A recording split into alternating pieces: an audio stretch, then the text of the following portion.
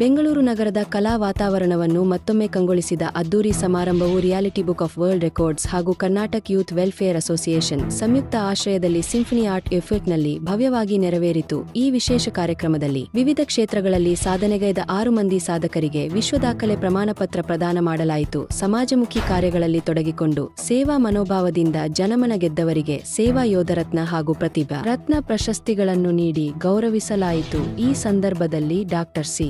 M. Ganesh ಗೌಡ್ರು ಹಾಗೂ ಕುಮಾರಿ ರಚನಾ ಅವರಿಗೆ ವಿಶೇಷ ಸನ್ಮಾನ ನೀಡಿ ಅವರ ಸಾಧನೆಗಳನ್ನು ಎಲ್ಲರ ಮುಂದೆ ಪ್ರಸ್ತಾಪಿಸಲಾಯಿತು. ಜೊತೆಗೆ ಭಾರತ ಐಕಾನಿಕ್ ಬಿಹಾರಿ ವಾಜಪೇಯಿ ಸೇರಿದಂತೆ ಹಲವಾರು ಗೌರವ ಪ್ರಶಸ್ತಿಗಳಿಗೆ ಸಾಧಕರನ್ನು ನಾಮನಿರ್ದೇಶನ ಮಾಡಿ ಪ್ರಶಸ್ತಿ ನೀಡಿ ಗೌರವಿಸಿದ್ದಾರೆ. ಕಾರ್ಯಕ್ರಮದಲ್ಲಿ ಸಂಸ್ಥೆಯ ಪ್ರತಿನಿಧಿಗಳಾದ ಡಾಕ್ಟರ್ ಕರಾಟೆ ಪಿ. ಶ್ರೀನಾಥ್ ಅವರು ಮಾತನಾಡಿ, ಕಾರ್ಯಕ್ರಮವು ಚಿಕ್ಕದಾದರೂ ಚೊಕ್ಕದಾಗಿದೆ. ಸಾಧಕರಿಗೆ ನೀಡುವ ಪ್ರೋತ್ಸಾಹವೇ ನಮ್ಮ ಸಂಸ್ಥೆಯ ಉದ್ದೇಶ. ಪ್ರತಿಯೊಬ್ಬರೂ ಸಮಾಜಕ್ಕೆ ಕೊಡುಗೆ ನೀಡಬೇಕು ಎಂದು ಹೇಳಿದರು.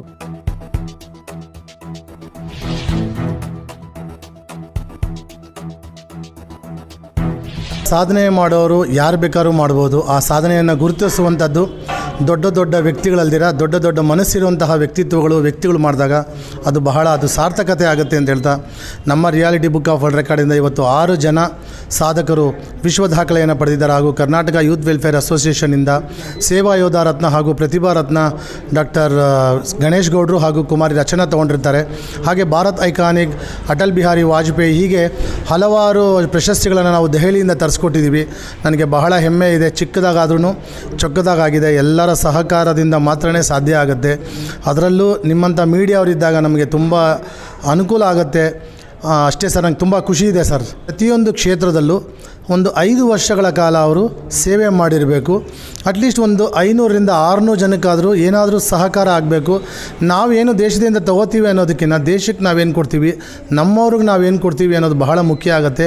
ಯಾಕೆ ಹೇಳ್ತೀನಿ ಅಂತಂದರೆ, ನಾನು 16, 17, 18, 19ರಲ್ಲಿ ಕಂಟಿನ್ಯೂಸ್ ಆಗಿ 4 trick hat trick Guinness world record ತೊಗೊಂಡೆ. 4 ಟ್ರಿಕ್ ಗಿನ್ನಿಸ್ ರೆಕಾರ್ಡ್ ತೊಗೊಂಡು ಇವಾಗ 10 ಬಾರಿ ಗಿನ್ನಿಸ್ ರೆಕಾರ್ಡ್ ತೊಗೊಂಡ್ಮೇಲೆ ಇನ್ನು ಅದಕ್ಕಿಂತ ಮೇಲೆ ಏನು ಮಾಡೋಂಥದ್ದಿಲ್ಲ. ಇನ್ನೆಂದು ಕೊಡಬೇಕು ನಾವು. ಸೊ ಅದಕ್ಕೋಸ್ಕರ ಕೊಡಬೇಕು ಅಂತಲೇ ನಮ್ಮ reality book of world record ದೆಹಲಿಯಲ್ಲಿ ಸ್ಥಾಪನೆ ಮಾಡಿದ್ವಿ 2022ರಲ್ಲಿ. ಮತ್ತು ನಮ್ಮ ಕಾಂಟಿನೆಂಟಲ್ ಆಫೀಸ್ ಬಂದು ಮಲೇಷ್ಯಾದಲ್ಲಿರುತ್ತೆ, ವರ್ಲ್ಡ್ ಆಫೀಸ್ ದುಬೈಲಿರುತ್ತೆ. ಎಲ್ಲರಿಗೂ ಈಸಿಯಾಗಿ ಇವತ್ತು ಸಾಧನೆ ಮಾಡ್ತಾ ಇರೋರು ಆಲ್ಮೋಸ್ಟ್ ಎಲ್ಲ ಮಧ್ಯಮ ವರ್ಗದವರೇ. ಆ ಮಧ್ಯಮ ವರ್ಗದವರಿಗೆ ನಿಜವಾಗ್ಲೂ ಆರಾಮಾಗಿ ಸಿಗಬೇಕು, ಒಂದು ಚಿಕ್ಕ ಫೀಸಲ್ಲಿ ಒಂದು ದೊಡ್ಡ ಸಾಧನೆ ಮಾಡಿಸ್ಬೇಕು ಅನ್ನೋ ಒಂದು ಮಹಾ ಉದ್ದೇಶ ಇದ್ದು, ನಿಜವಾಗ್ಲೂ ನಮ್ಮ ಸ್ವಾರ್ಥ ಏನು ಅಂತಂದರೆ ಸೇವೆ ಮಾಡೋರಿಗೆ ಸನ್ಮಾನ. ನಮಗಾದಂಥ ಅವಮಾನ ನಮ್ಮವ್ರಿಗೆ ಆಗಬಾರ್ದು.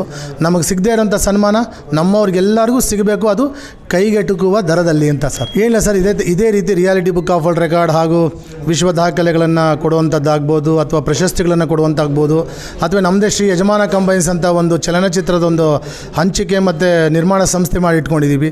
ಅದರಲ್ಲಿ ಒಳ್ಳೊಳ್ಳೆ ಪ್ರತಿಭೆಗಳನ್ನು ಆಯ್ಕೆ ಮಾಡಿ ಪ್ರತಿಭೆಗಳಿಗೆ ಅವಕಾಶ ಕೊಟ್ಟು, ನಿರ್ದೇಶನಕ್ಕೆ ಅವಕಾಶ ಕೊಟ್ಟು, ಒಂದು ಒಳ್ಳೆಯ ರೀತಿಯಲ್ಲಿ ನಮ್ಮ ಕನ್ನಡದ ಜನ, ನಮ್ಮ ಬೆಂಗಳೂರಿನ ಜನ, ನಮ್ಮ ಭಾರತದ ಜನ, ಇಡೀ ವಿಶ್ವದಾದ್ಯಂತ ಎಲ್ಲ ಹೆಸರು ಬರಬೇಕು. ಏಕೆಂದರೆ ಕುವೆಂಪು ಅವರಾಗಲಿ, ಅಥವಾ ರಾಮಮೂರ್ತಿ ಅವರಾಗಲಿ, ಅಥವಾ ಜ್ಞಾನಪೀಠ ಪ್ರಶಸ್ತಿ ಪಡೆದವರಾಗಲಿ, ಇವತ್ತಿನ ದಿವಸ ವಿಶ್ವದಾದ್ಯಂತ ಎಲ್ಲರೂ ಗುರುತಿಸ್ತಾರೆ ಅಂತಂದರೆ ಅವರು ಮಾಡಿದ್ದು ಸೇವೆ ಮಾತ್ರ ಸರ್. ಸೇವೆಗೆ ಮಾತ್ರನೇ ನಿಮ್ಮ ಸಮಯ ಅಂತ ನಂದು ಯಾವಾಗಲೂ ನನ್ನ ಸ್ಲೋಗನ್ ಹೇಳ್ಬಿಡ್ತೀನಿ, ಸೇವೆಗೆ ಸಮಯ, ಹಣ ಬೇಡ. ನಿಮ್ಮ ಸೇವೆಗೆ ಅಥವಾ ನಮ್ಮ ಸೇವೆಗೆ ಬೇಕಾಗಿರುವಂಥದ್ದು ಸಮಯ ಮಾತ್ರ. ಸಮಯಕ್ಕೆ ಯಾರು ಬೆಲೆ ಕೊಡ್ತಾರೋ ಅವರೇ ಸಂಯಮದಿಂದ ಸಾಧಕರಾಗ್ತಾರೆ ಸರ್. ಇವತ್ತಿನ ದಿವಸ ನೀವು ಅಂದರೆ ನಮಗೆ ವರ್ಲ್ಡ್ ರೆಕಾರ್ಡ್ ತೊಗೊಳ್ಳೋವಂಥವ್ರಾಗಿರ್ಬೋದು, ಅಥವಾ ಪ್ರಶಸ್ತಿಗಳು ತೊಗೊಳ್ಳೋವಂಥಾಗಿರ್ಬೋದು, ಅಂತಾರಾಷ್ಟ್ರೀಯ ರಾಷ್ಟ್ರೀಯ ಮಟ್ಟದ ಏನು ಪ್ರಶಸ್ತಿ ತೊಗೊಂಡಿದ್ದಾರೋ ನಿಮ್ಮಿಂದ ಮಾತ್ರ ನಿಲ್ಲಿಸಬೇಡಿ.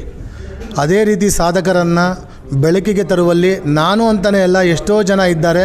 ಅವರನ್ನು ಭೇಟಿ ಮಾಡಿ ಸ್ವವಿವರ ಕೊಟ್ಟು ಯಾವುದ್ಯಾವುದೋ ಫೇಕ್ ಅವಾರ್ಡ್ಸ್ಗಳಿಗೆ ಅಥವಾ ವರ್ಲ್ಡ್ ರೆಕಾರ್ಡ್ಗೆ ನೀವು ತಲೆ ಬಾಗಿ ನೀವು ಮೋಸ ಹೋಗೋ ಬದಲು ಒಂದು ಒಳ್ಳೆಯ ಸಂಸ್ಥೆ ಇರುತ್ತೆ. ನಾವು ಮೀಡಿಯಾ ಪಬ್ಲಿಸಿಟಿ ಮಾಡ್ತೀವಿ. ನಮ್ಮದು 70 ಜನ ಅಫಿಷಿಯಲ್ ಇದ್ದಾರೆ. ಅದಕ್ಕೆಲ್ಲರೂ ಯಾವ್ಯಾವ ವಿಭಾಗದಲ್ಲಿ ಯಾರ್ಯಾರು ಕೊಡಬೇಕು ಅಂತ ನಾವು ಸೆಲೆಕ್ಷನ್ ಕಮಿಟಿ ಇಟ್ಟಿರ್ತೀವಿ. ಆ ರೀತಿ ಒಂದು ಒಳ್ಳೆಯ ನಿಜವಾದ ಒರಿಜಿನಲ್ ವರ್ಲ್ಡ್ ರೆಕಾರ್ಡ್ ಕಂಪನಿ ಹಾಗೂ ಪ್ರಶಸ್ತಿಗಳು ಕೊಡುವಂಥದ್ದನ್ನು ನೀವು ನಂಬೋದು. ಆದರೂ ಹೇಳ್ತೀನಿ, ಲಾಸ್ಟ್ ಕೊನೆಯಲ್ಲಿ ನೀವು ನಿಮ್ಮಿಂದ ನಿಮ್ಮ ಭವಿಷ್ಯ ನಿಮ್ಮ ಕೈಯಲ್ಲಿ ಸರ್. ಏನಿವಾಗೆಲ್ಲ ಯುವಕರಿಗೆಲ್ಲನೂ ಫಿಂಗರ್ ಟಿಪ್ಸಲ್ಲೇ ಸಿಗುತ್ತೆ. ಆದರೂ ಹೇಳ್ಬೋದು, ಯಾವತ್ತೂ ನಿಮ್ಗೆ ಒಳ್ಳೇದಾಗಬೇಕು, ನಿಮ್ಮಿಂದ ಒಳ್ಳೇದಾಗಬೇಕು ಅಂದರೆ ಪ್ರಯತ್ನ ಮಾತ್ರನೇ ಸಾಧ್ಯ ಅಂತ ಹೇಳ್ತೀನಿ. ಪ್ರಯತ್ನ ಇಲ್ದಿರ ಏನೂ ಸಾಧ್ಯ ಇಲ್ಲ. ಅಟ್ಲೀಸ್ಟ್ ನಿಮ್ಮ ಸಮಯ 24 ಗಂಟೆ ಸಮಯದಲ್ಲಿ 1 ಗಂಟೆಗಳ ಕಾಲ ಸಮಾಜ ಸೇವೆಗೆ ಮೀಸಲಿಡಿ, ಇನ್ನು 2 ಗಂಟೆಗಳ ಕಾಲ ನಿಮ್ಮ ಸಾಧನೆಗೆ ಮೀಸಲಿಡಿ. ಓದಿಗೆ ಖಂಡಿತ 6 ಗಂಟೆಗಳ ಕಾಲ ನೀವು ಓದಿಗೆ ಮೀಸಲಾಡಬೇಕು. ವಿದ್ಯೆ ಮತ್ತು ಕಲೆ, ಕ್ರೀಡೆ ನಿಮ್ಮನ್ನು ಎಲ್ಲೋ ತೊಗೊಂಡು ಹೋಗೋಕೆ ಹೇಳ್ತಾ, ಅದಕ್ಕೆಲ್ಲನೂ ಸಚಿನ್ ತೆಂಡೂಲ್ಕರ್ ಆಗ್ಬೋದು, ಅನಿಲ್ ಕುಂಬ್ಳೆರ್ ಆಗ್ಬೋದು, ಡಾಕ್ಟರ್ ವಿಷ್ಣುವರ್ಧನ್ ಅಪ್ಪಾಜಿ ಇರ್ಬೋದು, ಡಾಕ್ಟರ್ ರಾಜ್ಕುಮಾರ್ ಅವರು ಇರ್ಬೋದು, ಸುದೀಪ್ ಅವರು ಇರ್ಬೋದು, ದರ್ಶನ್ ಇರಬಹುದು, ಅಥವಾ ಅಂಬರೀಷ್ ಅಣ್ಣ ಇರ್ಬೋದು, ಪ್ರಭಾಕರ್ ಅಣ್ಣ ಇರ್ಬೋದು, ಇವರೆಲ್ಲರೂ ನಿಜವಾಗ್ಲೂ not only cinema artist, Saina Suhal ಮತ್ತು ಎಷ್ಟೋ ಜನ ನಮ್ಮ ಪ್ರಶಸ್ತಿ ಹಾಕಿ ಗೋಪಿಚಂದ್ ಇರ್ಬೋದು, ಇವರೆಲ್ಲರೂ ಕ್ರೀಡೆಗಾಗಲಿ ಮತ್ತು ರಾಜ್ಯಕ್ಕಾಗಲಿ ಕೆಲಸಕ್ಕಾಗಲಿ ಕಲೆಗಾಗಿ ಅವರು ಸೀಮಿತ ಇಟ್ಟಿದ್ದಾರೆ. ನಾಟ್ ಓನ್ಲಿ ಬರೀ ಎಜುಕೇಷನ್ಗೆ ನೀವು ಅಲ್ದಿರ ಇದೆಲ್ಲದಕ್ಕೂ ನೀವು ಪ್ರಾಮುಖ್ಯತೆ ಕೊಟ್ಟರೆ ನಿಜವಾಗ್ಲೂ ನಮ್ಮ ಭಾರತದ ಒಳ್ಳೆಯ ಪ್ರಜೆ ಆಗ್ತೀರಾ ಅನ್ನೋದು ನನ್ನ ಭಾವನೆ ಸರ್. ಎಲ್ಲರಿಗೂ ನಮಸ್ಕಾರ. ನನ್ನ ಹೆಸರು ಡಾಕ್ಟರ್ SS ಹಿರೇಮಠ್ ಅಂತ. ಡಾಕ್ಟರ್ ಕರಾಟೆ ಶ್ರೀನಾಥ್ ಅವರು ನನ್ನ ಸಮಾಜ ಸೇವೆಯನ್ನು ಗುರುತಿಸಿ ಇವತ್ತು ಭಾರತ ರತ್ನ ಐಕಾನ್ ಅವಾರ್ಡನ್ನು ಕೊಟ್ಟಿದ್ದಾರೆ. ಇವತ್ತು ಎಷ್ಟು ಸಂತೋಷ ಆಗ್ತಾಯಿದೆ ಅಂತಂದರೆ ಆಕಾಶಕ್ಕೆ ಕೇವಲ 6 ಗೇಣಿದೆ ಅನ್ನೋಷ್ಟು ತುಂಬ ಸಂತೋಷ ಆಗ್ತಾಯಿದೆ.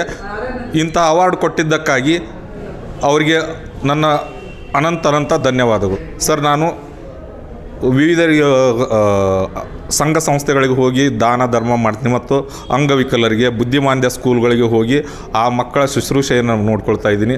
ಅದರ ಜೊತೆಗೆ ಕಸಾಯಿಖಾನೆಗೆ ಹೋಗುವಂತಹ ಹಸುಗಳನ್ನು ತಡಿತಾ ಇದ್ದೀನಿ, ಗೋ ಸಂರಕ್ಷಣೆ ಮಾಡ್ತಾಯಿದ್ದೀನಿ. ಇವು ಕೂಡ ಅನೇಕ ಜನ ಗುರುತಿಸಲಾಗದೇ ಇರುವಂಥ ಎಲೆಮರೆಕಾಯಿಯಂತೆ ಸಾಧನೆ ಮಾಡಿದವರು ಇದ್ದಾರೆ. ಅದೇ ರೀತಿ ನೀವು ಸಾಧನೆ ಮಾಡಿ ಸಮಾಜಕ್ಕೆ ಒಂದು ಸ್ಫೂರ್ತಿದಾಯಕವಾಗ್ರಿ ಅಂತ ಹೇಳಿಕ್ಕೆ ಇಷ್ಟಪಡ್ತೀನಿ. ನಮಸ್ತೆ, ನನ್ನ ಹೆಸರು ಪುಷ್ಪಾವತಿ. ನನಗೆ ಇವತ್ತು ಭಾರತೀಯ ಐಕಾನ್ ಅವಾರ್ಡ್ ಸಿಕ್ಕಿದೆ. ಆ ವಿಚಾರದಲ್ಲಿ ನನಗೆ ತುಂಬ ಖುಷಿಯಾಗಿದೆ.